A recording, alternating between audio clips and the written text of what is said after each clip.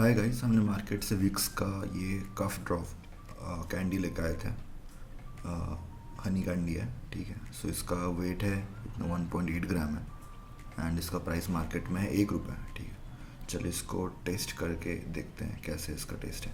और सिम्स ये कफ के लिए बहुत ही अच्छा है। अच्छा, नाइस पैकेजिंग, जल्दी खुल गया।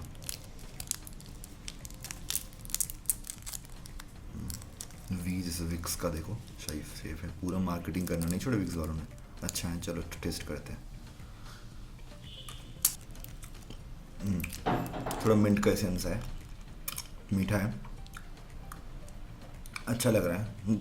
काफिंग के लिए बहुत ही अच्छा है। नाइस है, थोड़ा स्वीट भी है, हनी फ्लेवर आ रहा है थोड़ा थोड़ा, ठीक है। 4.2 आउट ऑफ 5।